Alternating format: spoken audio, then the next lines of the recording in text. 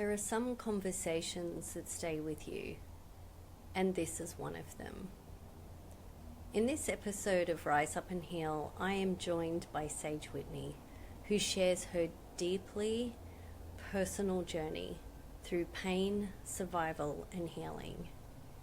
This isn't an easy story to hear at times. It's raw, it's honest, and it goes to places that many people are often afraid to speak about out loud. 𝘏𝘫 opens up about her experiences, the moments that could have broken her, and what it really looked like to keep going, even when everything felt heavy. I think what stayed with me most in this conversation wasn't just what she's been through, but who she's become because of it. There's a quiet strength in her story, the kind that doesn't need to prove anything. It just is. So if you're listening today and parts of this feel close to home, just take it at your own pace. Come back to if you need to, or pause if you need to. You're allowed to take care of yourself while you listen. And before we begin, I do want to say that this episode contains discussion around drug use, abuse, and suicidal ideation. Please listen with care. So if you feel ready, let's get into the conversation. Hi everyone, welcome to Rise Up and Heal, the global healing space where survivors feel seen, understood, and empowered to rise stronger than before. Because your worth was never lost. It was just buried under what you had to survive.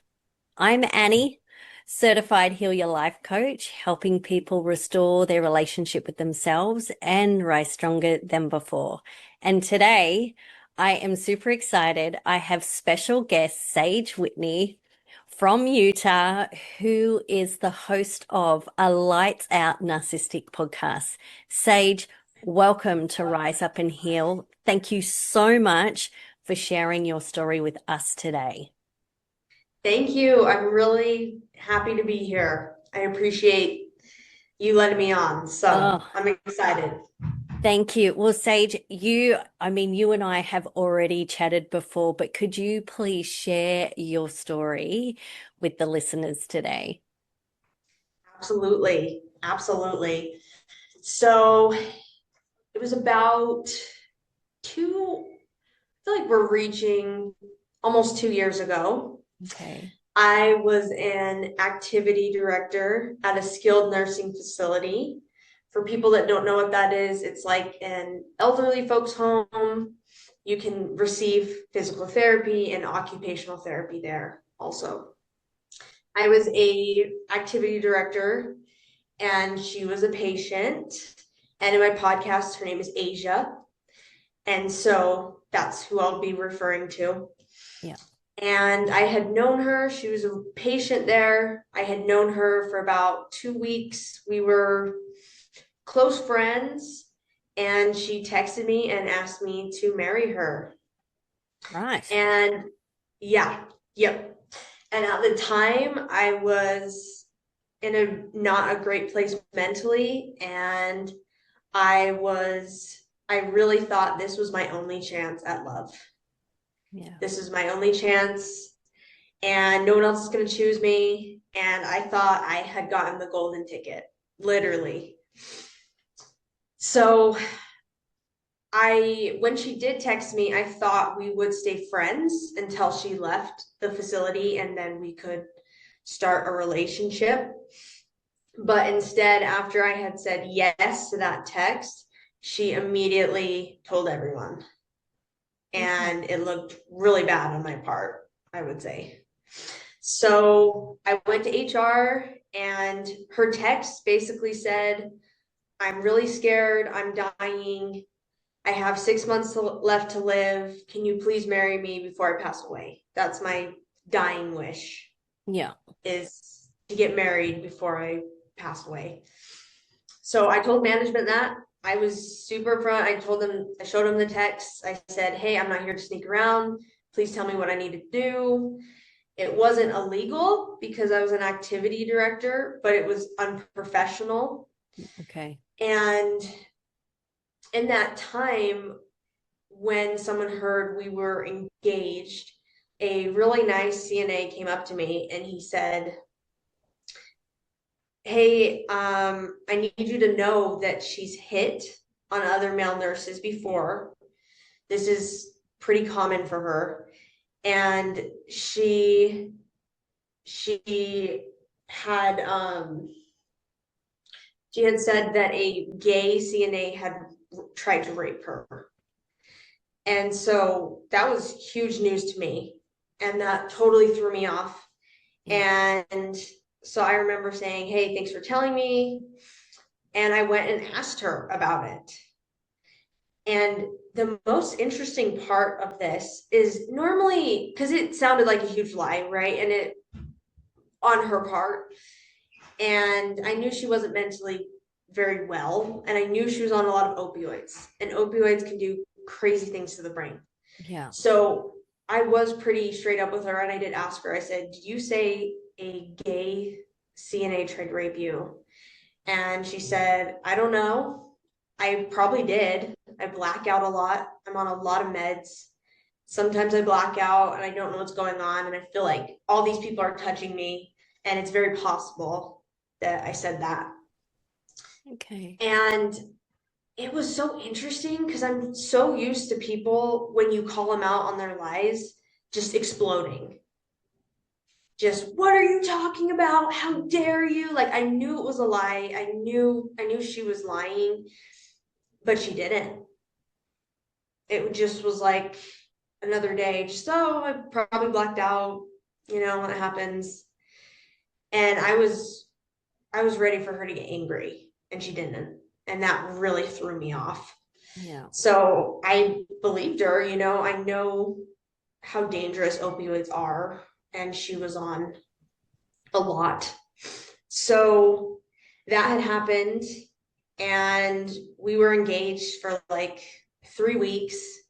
She had told me she hated sex, that she was asexual. She told me she never lets anyone touch her. Come to find out, a year later, when I'm talking to a CNA had caught her having sex with a man she had met on Tinder in the facility while her and I were still together. Oh, hun, wow. Wow. So I'm not here to label people. I'm queer, right? But if a woman is saying, I'm asexual, don't touch me, and then having sex with a man behind your back, that honestly sounds like a straight woman that just wants a female friendship. Well, but yeah, she didn't know how to make friends, because she would, as you're going to hear, she would abuse her friends and take advantage of them and exploit them. And so she made up this lie of how she's asexual and how, all this stuff. And it wasn't until a year later also that it had hit me that she was an opioid addict. right. So piecing everything together, when you're an opioid addict, you are desperate, and like all addicts, right? And there's different levels of addiction, but she was on Dilaudid. Which is, so what's that? Are you able to explain what that is yeah, for us, please? For the listeners, that's deathbed medication. Right. That's what you're put on when you have kidney stones or you're dying. Right. Okay. Who diagnosed her? At the end of the day, she told me she had cancer. She told me she had liver failure. She told me she had gastroparesis, which is paralysis of the stomach. Yeah. She told me all these things. At the end of the day, all she had was lupus and an iron deficiency so bad she needed infusions. So why was so she wasn't dying? She didn't have 6 months to live. It was just literally a story Yes. to get you in for her to what, like, what was To her get plan opioids. to get the opioids, right? Okay. Because she was just Yeah. heavily addicted to that. Yeah. Yes. She was, and I really feel like I was just a car ride and Mm-hmm. a second witness Yeah. for her when she would go into the hospital. She would say, "This is my sister." And when you have someone with you, you look less like an opioid addict and more like someone who's in pain. And Right. she would hit her head on purpose. And so Oh, she would go to the hospital. okay. Um, and one of the most extreme examples was she really needed meds, and she did have a feeding tube, Okay. which is so strange because she could fully eat a meal, but and I don't have eating disorders, but she had told me she had struggled with eating and that she had eating disorders. So I feel like the feeding tube happened because she had starved herself so badly that they implanted it to give her nutrition. I don't know for sure. That's a theory I had. Or she had told people she has gastroparesis and she needs it. So she had this feeding tube. But the thing with gastroparesis is my friend who's a nurse ended up having Olive Garden with her, Aaja, my friend, and I, and she ate a whole Olive Garden meal. And my friend said someone with gastroparesis generally should not be able to do that. They can barely have little Okay. bits of food. That's why they have a feeding tube. Um, and so after she had eaten that Olive Garden meal, I had on this. I was a pizza manager at the time, so I had on this pizza shirt, and we were walking around the mall. My friends were making fun of me. So I was like, okay, I'm gonna buy another shirt so I don't have to wear this, right? Put my uniform away. So I went to H&M and I bought a shirt, and she was just sitting there. She was like, I'm gonna go throw up now. And it just was so off because when I'm about to throw up, or other people I've seen, they're dragging their feet, they go white, they Yeah. look like hell, and Yeah. then they go throw up, and this was none of that. She just was sitting there. She was like, okay, I'm gonna go throw up now. And it just was like, what? And I remember asking her, okay, I'll come with you. I need to go change my shirt. And she said, no, don't you dare. Like, that's so disgusting. You know, if my friend wanted to help me go throw up, I would say, yes. Can you hold my hair back? Right. Yeah. And her, it just was like, no, don't you dare come in. And that's when I caught on. I was like, you don't have gastroparesis. Right. My friend said the same thing. So the feeding tube is kind of a big question mark. But there was a time when she said her feeding tube was hurting her, and we had gone to one hospital, and she wanted meds for it. She said it hurt. They wouldn't give her meds. So we were going to another hospital, and we had been in St. George. So we crossed, so that's southern Utah in the Okay. US, for Yeah. all those who need to know that. We had crossed the border from Utah to Vegas, and we had gone to another hospital because I guess Vegas was more helpful than Utah, and they were in some ways. And she told me, she said, they're not going to believe that anything's wrong with my feeding tube. They didn't at the Utah hospital. They just said, because she was saying my feeding tube's leaking. And it really wasn't. But, anyways, those are her stories. So she had gotten a knife and said, I'm going to stab myself because I need meds. And I'm driving, and I'm like, what? No, you can't. Like, just in shock, trying to drive. And she said, okay, well, since you're such a baby, I'll just use scissors. So she gets scissors and starts cutting above her belly button. And there's stomach acid coming out my car, and she has all this gauze. And she's just putting it on this, this huge cut she just made above her belly button. And the scariest part of all of that is she didn't make a sound. So she wasn't in any, like, it didn't seem to hurt her in any way. Like, no. I mean, if you're cutting, wow, okay, right.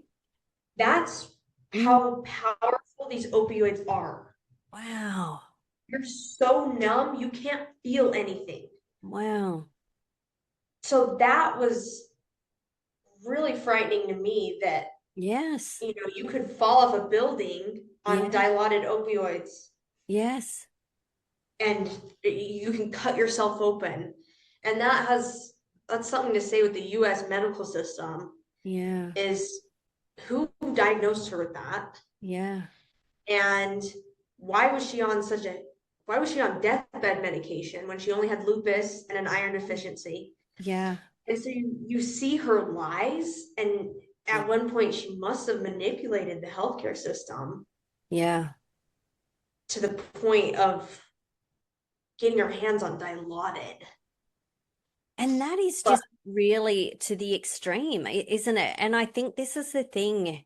It's so hard. And especially like you said it, like previously, like you were so down and you were feeling so low and just didn't feel loved in any way, sort of shape or form. And that this person has come into your life.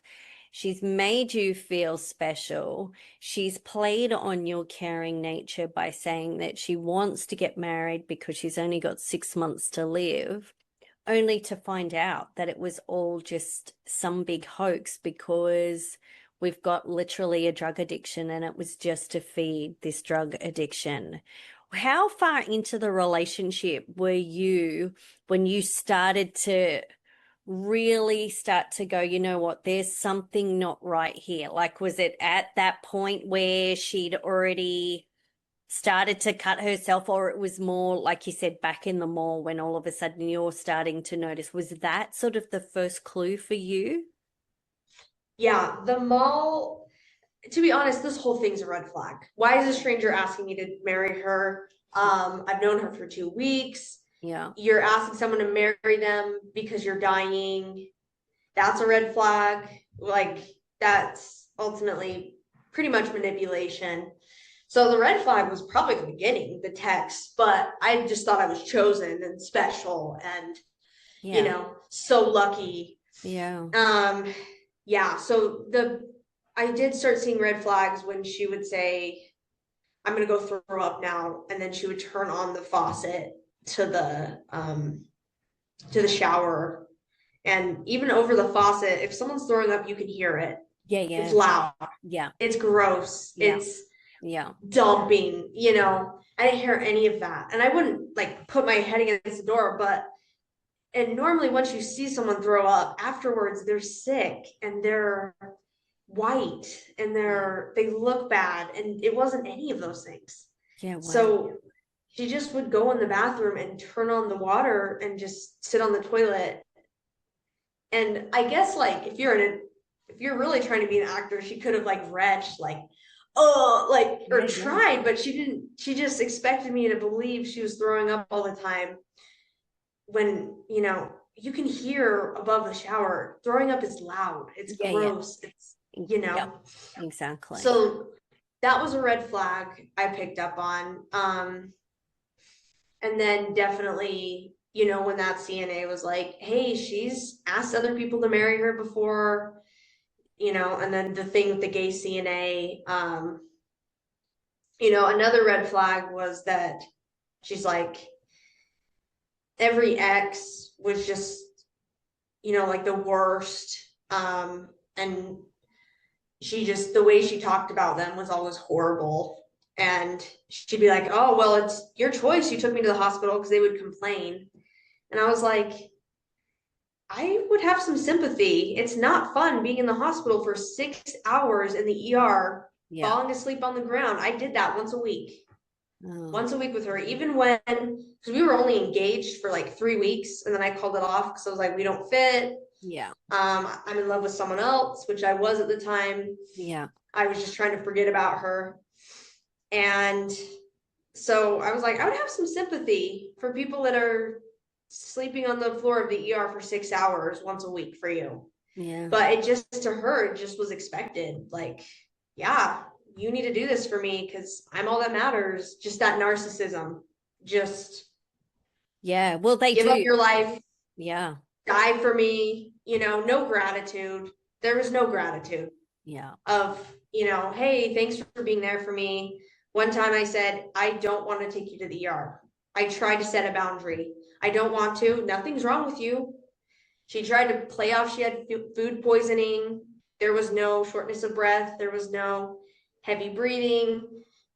Normally you get hives, Yeah. things will Yeah. swell up, nothing. She was talking normal. I said, let's just go on a drive. It sounds like you just have an anxiety attack. And so she kept saying, well, I just hear the nurse's words saying, if you need to go to the hospital, if you even think about it, you should go to the hospital. And I was like, what? You're fine. Yeah. And she just, after that, later that night, she said, well, I can stop breathing in my sleep. Do you want to wake up to that? Oh, wow. And so I said, fine, let's go to the hospital. And she said, well, I need them to believe me because a lot of times I say I have food poisoning, but no one believes me. So we need to make it legit. And I was like, what are you talking about? Yeah. So she's like, well, I need to go get something I'm allergic to and actually, well, not actually, but have more of a reaction. So I was like, okay, like, and I kept saying, we don't need to do this. She said, well, do you want me to die while I'm in my sleep? Like, I'll stop breathing, Sage. So I said, fine. So she went to Walmart and got an almond joy that had nuts in it. Yeah.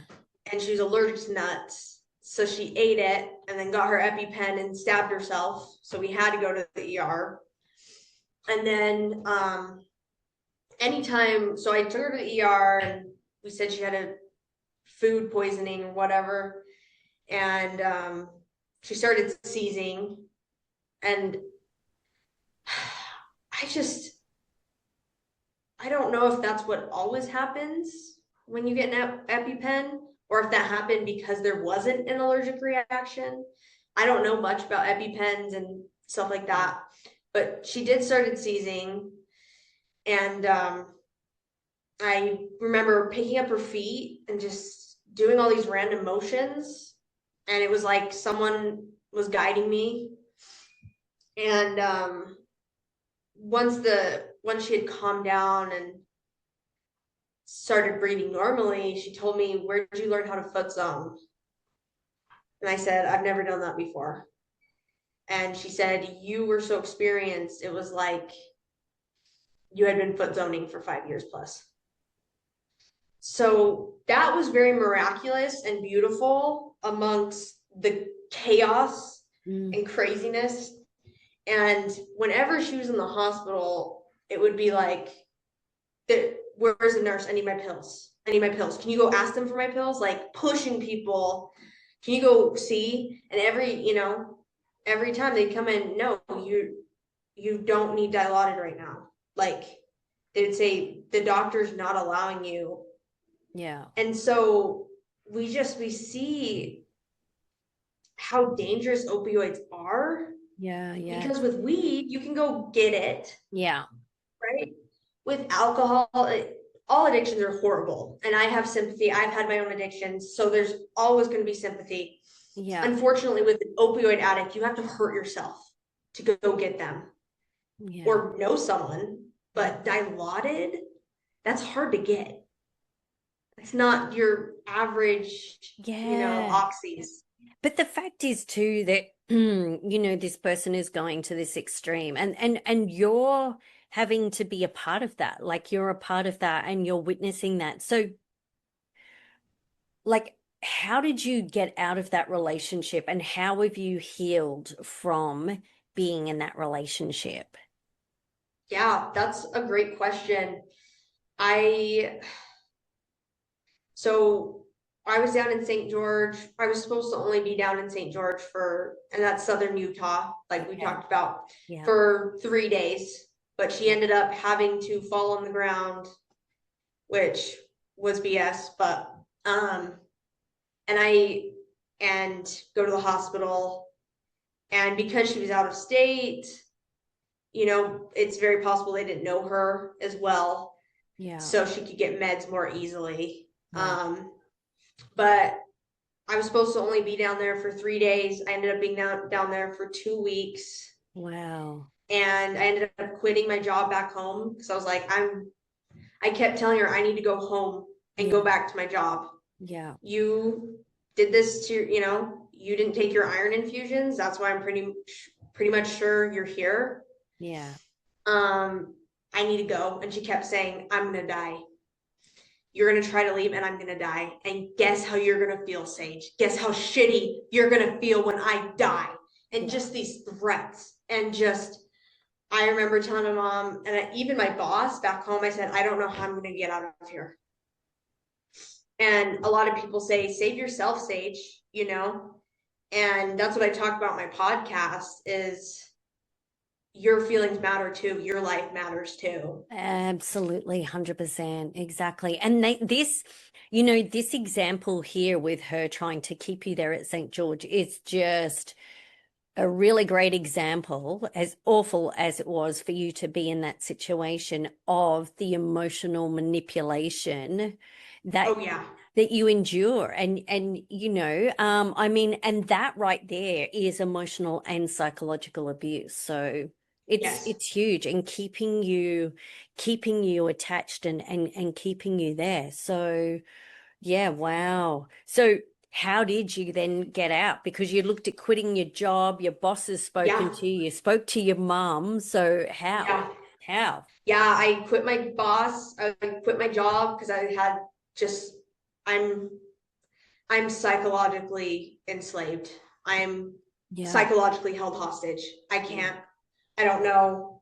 And I kept saying, I can leave, but how do you drive 7 hours home and just think about the person you left on a hospital bed who's dying, who's going to die on you, it's just that psychological slavery.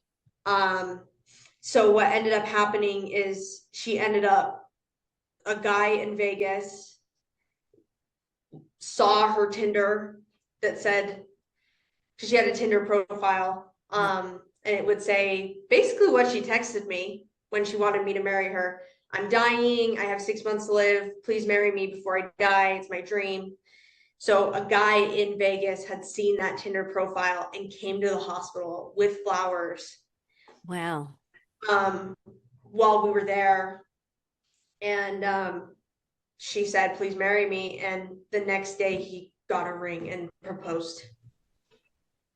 And that was just, I saw in him what I saw in me. Yeah. This is my only chance at love. I'm chosen. I'm special. And he didn't, it's so hard to see the abuse right away. Yeah. So what had ended up happening is they got engaged, which was the biggest blessing in the world. Because I had someone to assist me with her, to talk to about her. He was super jealous of me. Because he said she would light up when she saw me. And I'm like, buddy, she's just happy she can use me for opioids. Like, I'm just a person. I'm a stepping stone. I'm just a narcissistic fuel. I'm not, but so my mom ended up texting me while I was stranded and just held hostage in Vegas and St. George. We bounced back and forth, but we had a family reunion coming up and it was in Louisiana. And she said, if you don't come back Wednesday, I'm canceling your ticket. And so I told her, I said, Aaja, I got to go home. And you have someone here that can take care of you now. So you'll be okay. Wow. Thank you. And yeah, it really was because of him. Yeah. I did try to leave another time, but she got in my car and she wouldn't let me leave. And she said, I'm not supposed to go home. I'm sick. I'm dying. I'm cancer. I'm blah, blah, blah, just, Yeah. and I have so much sympathy for anyone who has cancer. Absolutely. I'm not making fun of Sure. cancer, any of these things, but she Yeah. didn't have cancer. Yeah. That's why this whole story is so messed up, is you're essentially making fun of people that have cancer by saying you have it when you don't. It's disgusting. Well, It's it's disgusting. such a manipulative narrative too, because, and I think this is the thing, and you're right, like for people who have got cancer, who are going through cancer, and for the people who have lost loved ones due to cancer, Yeah. it's a, it's such a diabolical journey to be on. And here she is using that as an excuse to get people to feel sorry for her, to feel her addiction. Um, which is not cool in any way, shape, or form, really. So, oh my goodness, like thank goodness that your mum had basically given you that ultimatum, that you could use that to get yourself out of that situation. So how are you now? Where are you now? How did you really help yourself heal yourself? Because even having that ultimatum from your mum to go Yeah. back, there would have, I'm guessing, there would have still been a lot of guilt in that for you to still have to have had to have left her there, even though you knew, there's this part of you that knew that everything that she was saying was not true, and it was your Yeah. opportunity to be excited to get away from it. There's also still that attachment. So where are you now in the sense of your healing journey? Yeah. It I had gone home and she kept texting me. She had owed me money and I really needed gas money that whole time. Yeah. Um, and I kept asking her, I said, I'm blowing all this money on my credit card. Can you please Yeah. get me? And she had owed me $100 because one time her EBT card didn't work or whatever. Um, and so in spite of all me asking her for gas money all the time, she had her boyfriend buy me this ring. Okay. Um, and that just pissed me off. I just was like, I've been driving back and forth St. George, Vegas. All I've asked for is gas money. And you buy me this weird ring. Like, that pissed me off. There was another time when I was in St. George when she was with her fiance and she's like, I hate pretty people. And I said, do you not find me pretty? And she said, I guess scientifically speaking, your face is symmetrical. And the look I gave her, there's a look I can give. People have called the police on me because they thought I was going to kill them. I gave her that look. She, there's so much to the story, but essentially she ended up saying she wants to kill herself after I gave her that look. And that this person that I was in love with told her to kill herself. Also, she wouldn't have to take accountability. Once again, all the sympathy, love to suicide people that feel this way, but she wasn't suicidal. She was using, I want to kill myself to not say sorry. Yeah. So just that manipulation. Yeah. Then she ended up running away, ended up in a graveyard. Her boyfriend found her and it was like her feet had been cut, like it was like she had ran through glass because Okay. she ran away without shoes on. Yeah. Anyways, so there was a lot of things I was mad at her about, so that helped Yeah. on the moving on journey. And I finally texted her, your darkness is too much for my sunshine. Yeah. And that just goes back to my podcast of, we have Diana, who is in the dark, this demon woman, like from the movie Lights Out. You can only see her when the lights are out. Yeah. Lights are on, no one's there, right? Yeah. So I do compare Aaja to this demon Yeah. of, and she would tell me, I love the darkness. You're obsessed with good, Sage. I love bad. I love darkness. I love. So I ended up texting her, your darkness is too much for my sunshine. And then I said, I'm not doing good mentally. And then she said, oh, I'm sorry. And then a day later said, can you call me? I need to talk to you. And I said, do you have my $100? And nothing, blocked her and everything. Just, I couldn't even really understand the kind of trauma I had been through. I had told my parents bits and pieces.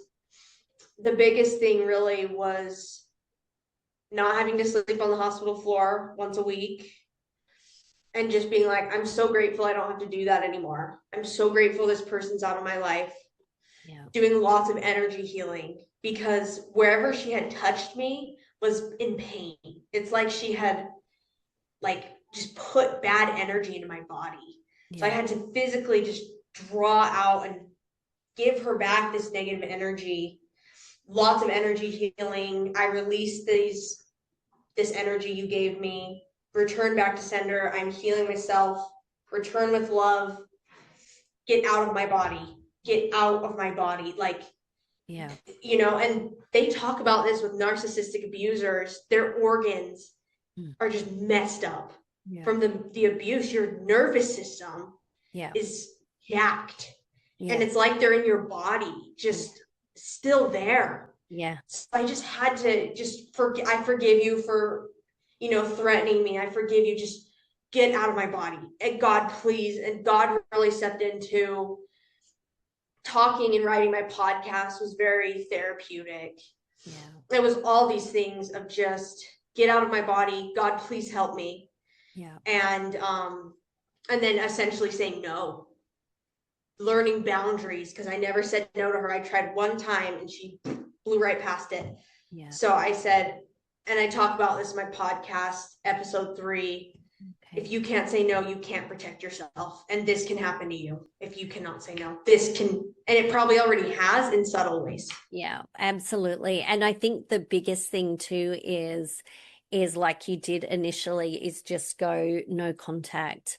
Because you 100%, that is one of the key things to do. As hard and as traumatic as it is having to be really strong with yourself and go no contact, because honestly, the hold that they have, that bond, that attachment is so strong. And it really is one of, I found for myself, the key things to do to start to heal yourself, because you need to protect yourself.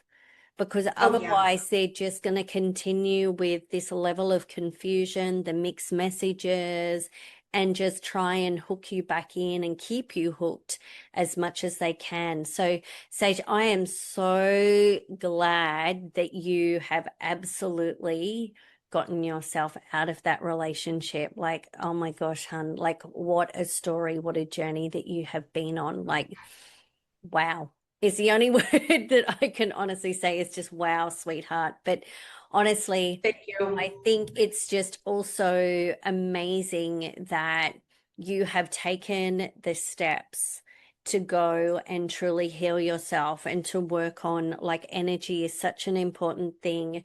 You've reached out for your faith and going in and going down that avenue too, and just really starting to take care of you.